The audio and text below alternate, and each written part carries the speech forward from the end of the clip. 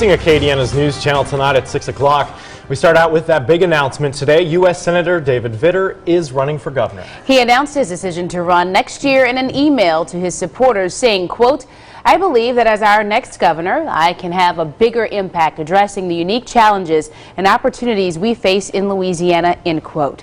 Tonight, as our Akeem Asher reports, Vitter's decision is already stirring up the election that's well over a year away.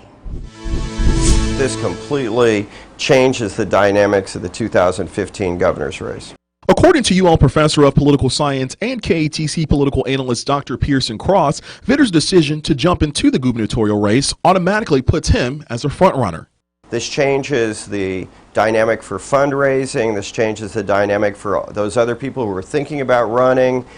Those people who have already announced are now thinking, oh no, how do I get past David Vitter? Pearson says Vitter's connection to the 2007 Washington, D.C. Madam scandal is sure to come up, but Cross doesn't think it will have any effect on the campaign.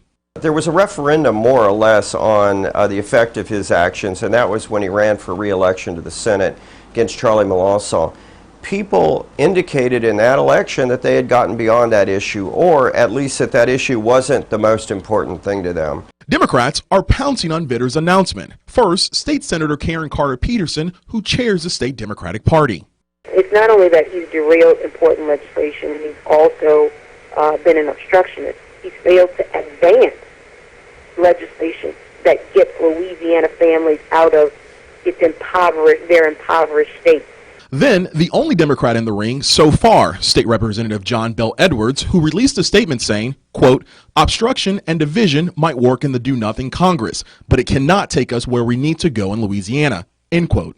Right now, people have to be looking at how can I make it into a runoff? How can I somehow eke over that 50% mark? It's much, much harder with Vitter in the race. In Lafayette, Akeem Asher, KATC, TV3. And here's another dynamic. If Vitter wins, he'll appoint someone to fill his position. Now, others who have said they will run for the governor's office include Republican Lieutenant Governor Jay Darden and State Representative John Bel Edwards, who you heard from in that package, who's the chairman of the House Democratic Caucus.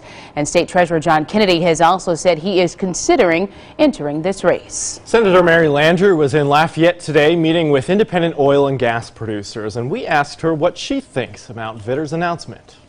Just hope that whoever runs will talk about not their own political future, but the economic future of the people of our state. I think we've been hurt in this current administration by a leader that spent a lot of time out of the state, a lot of time promoting his own political advancement instead of really paying attention to the economic issues here at home.